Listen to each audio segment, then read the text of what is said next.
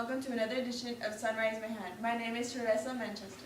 My name is Lillian Mayfield. And my name is Joseph Lloyd. We have a very special guest today. A popular poet from the Harlem Renaissance. Please welcome Gwendolyn B. Bennett.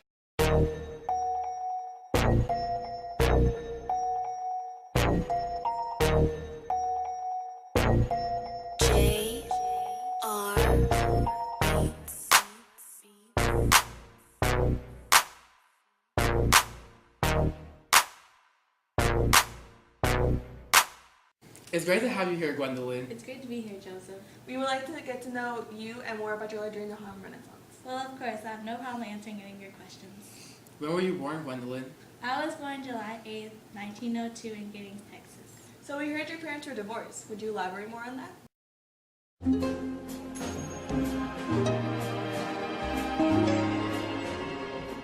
Okay, Gwen, have fun playing. I'll be here watching you. Okay. Hey, Mamie. Hi, how are you?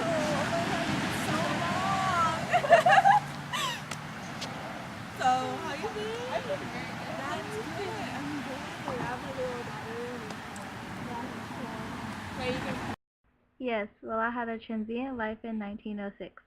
I moved to Washington, D.C., where my father, Joshua Bennett, kidnapped me, where I went into hiding around the East Coast in Pennsylvania. When I got kidnapped, it was inevitable because I was around 4 and I didn't know what was going on or what he was going to do. So tell us about your education. Of course. Well, once I settled in New York, I attended Girls High. There I took first place in an art contest, and I also was the first African American to join literacy and drama programs. I also took classes at Pratt Institute and Columbia University, and there I graduated both schools in 1924. Wow, that's really amazing. I know, thank you. Now about your love life. Ooh. Please tell us about your love life. Just one night, all we got. Just one night, all we got. Just one night, all we got. Just one night. Well, I married Alfred Jackson in 1928, and later in 1936, Alfred had died, and later I had gotten remarried to Dick Crosscup. Later, I had started an antique business called Bunwood Hollow Antiques. Later on, Dick Crosscup died in 1980. Interesting love story. Yes, I know. Speaking of the Harlem Renaissance, what made you an important figure in it? Well, I was part of the African American literacy movement, and I also worked with other famous poets. And my poems were very popular back then, since most of them were about having pride as an African American. So how was living during the Harlem Renaissance? Well,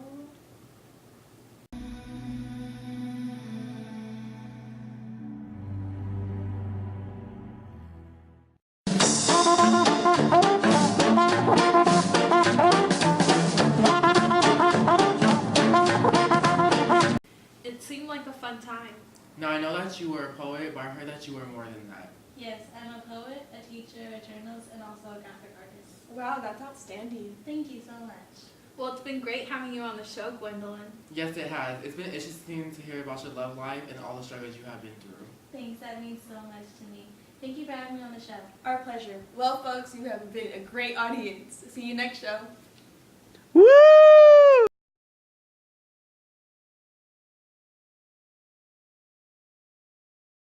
I am weaving a song of waters, shaking from firm brown limbs, or head thrown back in irrelevant mirth. My song has the ushed sweetness of moist dark lips, where hymns keep company with old forgotten banjo songs. Abandon tells you that I sing the heart of race, while sadness whispers that I am a cry of a soul. A shouting in the old camp meeting place, a strumming old day old banjo, singing in the moonlight, sobbing in the dark. Singing, sobbing, strumming slow, singing slow, sobbing low. Strumming, strumming, strumming slow. Words are bright bulges that make the shining for my song. And mothers hold down babies to dark warm breasts to make my singing sad. A dancing girl with swaying hips sets mad the queen in harlot's eye. Praying slave, jazz band after, breaking heart to the time of laughter. Clinking chains and mistressly are wedged fast with melody. A praying slave with a jazz band after, singing slow, sobbing low, sun-baked lips will kiss the earth. Those of bronze will burst with mirth. Sing a little faster, sing.